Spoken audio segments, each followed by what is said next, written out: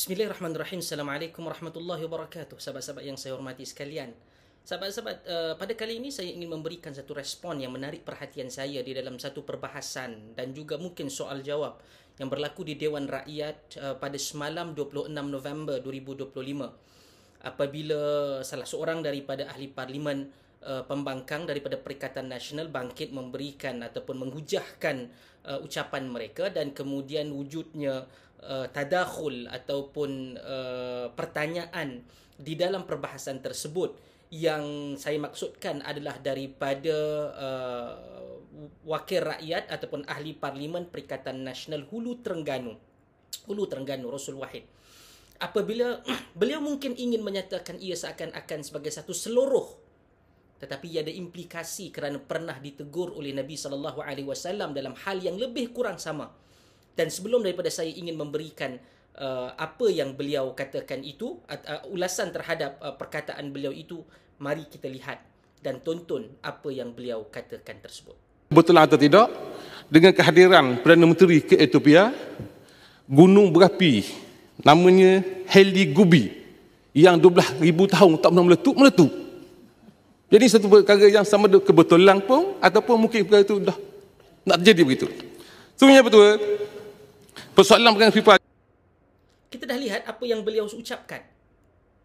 Ia dalam nada yang seluruh, nada yang melawak, tetapi ia amat duka cita tatkala apa yang dikatakan itu mempunyai unsur-unsur jahiliyah yang pernah ditegur oleh Nabi sallallahu alaihi wasallam.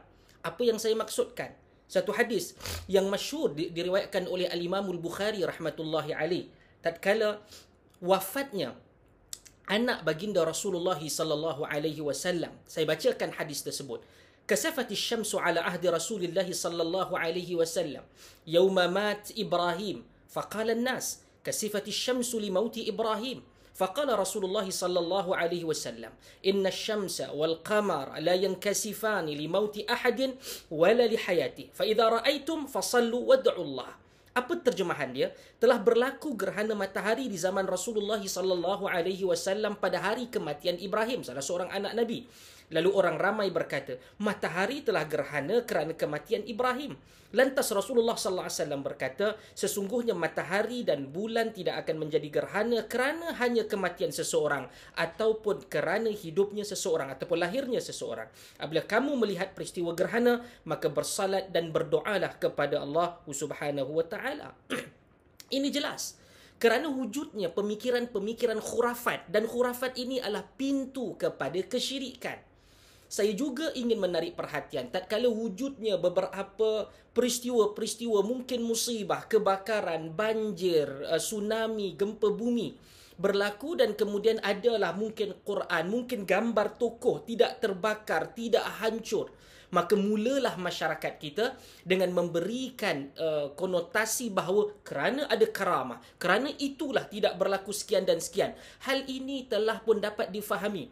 Sama ada mafhum muwafaqah ataupun mafhum mukhalafah daripada hadis riwayat Imam Al-Bukhari yang saya kongsikan tadi.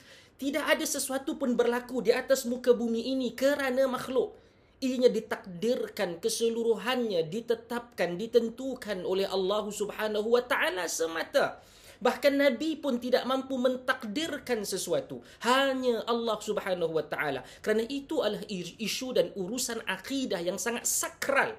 Sesiapa yang cuba-cuba bermain sama ada dengan sengaja ataupun tidak, kita bimbang ia akan memberikan kesan negatif terhadap akidah dan keimanan mereka. Apatah lagi ianya digunakan secara tidak bertanggungjawab dalam urusan politik. Apa yang lawatan yang amat berhormat Perdana Menteri ke beberapa negara Afrika dan tiba-tiba kata dia berlaku ribuan tahun tidak berlakunya letusan gunung berapi, Perdana Menteri Amat Berhormat Datuk Seri Anwar Ibrahim datang, maka berlaku. Ini adalah suatu pemikiran jumud, pemikiran yang rosak, bahkan membawa kepada masalah yang besar di dalam isu akidah. Berbahaslah dengan bahas yang boleh memberikan manfaat kepada agama, negara dan bangsa, dan juga memberikan semak dan imbang terhadap negara dan juga kerajaan. Bukannya bermain dengan perkataan sebegini. Sebab itu Allah Subhanahu Wa Taala mengingatkan, dan ini saya ingatkan bukan hanya kepada Ulu Terengganu, bukan sahaja kepada Besut, bukan sahaja kepada Pembangkang, termasuk juga kepada ahli-ahli parlimen kerajaan.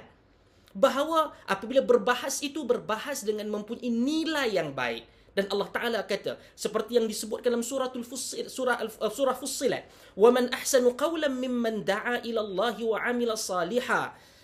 Dan tidak ada yang lebih baik perkataannya daripada orang yang menyeru kepada mengesakan dan mematuhi perintah Allah serta mengerjakan amalan baik dan saleh.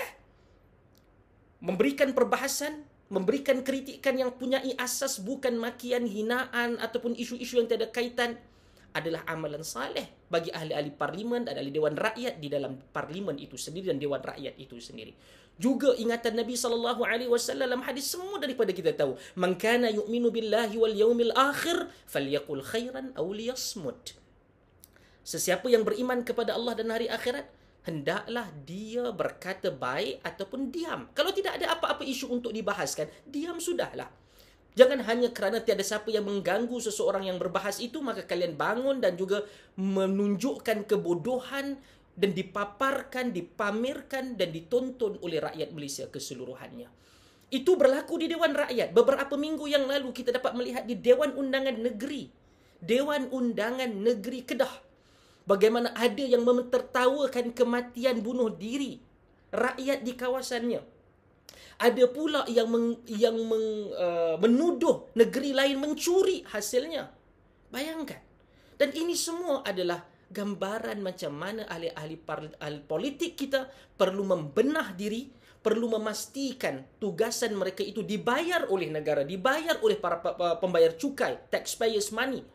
Bukan untuk berlaku seperti mana yang mereka telah paparkan. Saya tidak katakan seluruhnya. Ramai juga yang bagus, tetapi yang noise minority ini, minority yang bising ini telah mencoret, memalukan apa yang ada di dalam sistem demokrasi negara kita. Itu adalah pandangan, perkongsian dan juga kritikan saya kepada Ulu Terengganu. Wallahu ta'ala alam. Jumpa lagi. Wassalamualaikum warahmatullahi wabarakatuh.